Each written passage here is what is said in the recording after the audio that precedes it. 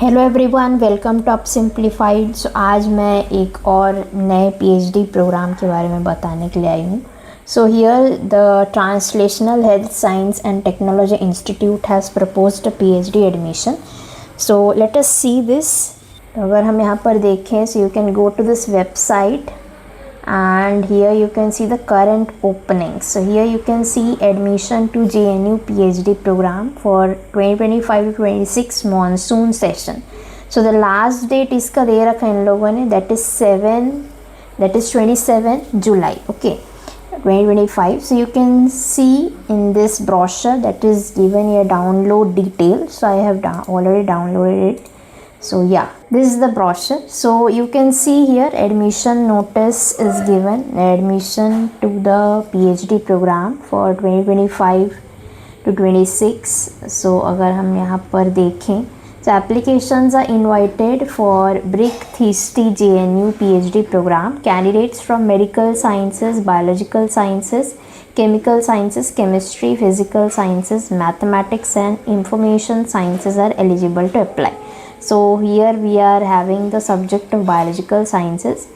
So it is having different areas for research, like Center for Maternal and Child Health. They have different centers for that.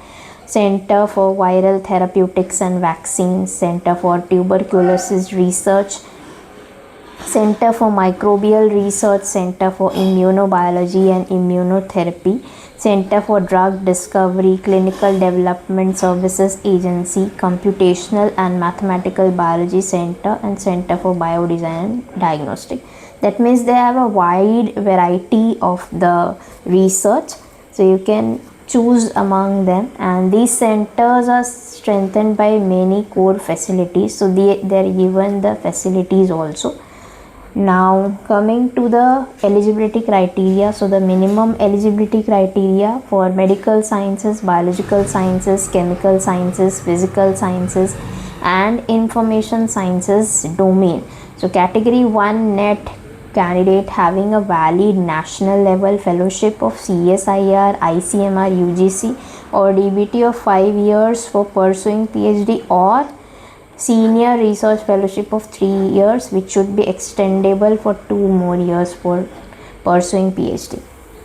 So the validity for activation of fellowship shall be for a period of at least 4 months from the last date of receipt of application. So ये यहाँ पे तो इन लोगों ने chemistry और maths का भी बता रखा है. Then coming to the selection procedure. So shortlisted candidates will be called directly for interview. The list of selected will be published on the website, and selection will be based on the applicant's performance in the interview, and it will take place on that institute only. Okay, so the number of seats they have provided 10. For the general category it's 4, OBC 2, SC 1, ST 2 and EWS it's 1. So those who have obtained fellowship under OBC or SC or ST category, they have to entitled to fill that seats respectively. Okay, now coming to the number of vacancies that are actually filled up may be less than the notified number of seats if sufficient suitable candidates are not found. Now coming to the general terms and conditions. So candidate appearing in final year of the masters, they can also apply, but however the result they have to provide. Okay, then reservation policy will be followed as per the Government of India norms, and for further details or for the application you have to visit this website. Selected students will have to undergo PhD coursework for 2 semesters, and those who will complete this coursework successfully, they will be further be recommended to JNU for PhD registration. Then annual fees, admission fees, all other fees, it will be levied by JNU, and selected student will have the option of shared hostel accommodation. Okay, then how to apply. So all these documents you have to provide while filling the application form. So all the document except A should be in PDF form. So except A, all of these has to be in PDF form. Okay, so soft copy of your passport size photo and signature, then CV of your qualifications and distinctions, your matriculation certificate, your intermediate certificate, graduation certificate, post graduation, your copy of fellowship award letter and scorecard, or if you are having caste certificate, then also you have to provide that.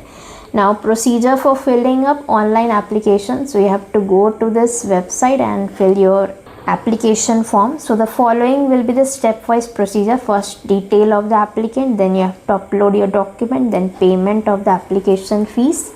Then payment can be done either through debit card, credit card, internet banking or UPI. Once the payment is done, it cannot be modified. So candidates are requested to keep a copy of the receipt for future reference, and fees once paid cannot be refunded. So the fees they have provided for unreserved OBC or EWS, it's 236, and for SC ST women it's 118. Okay. So submission of application form, again that's they have given the instructions for that.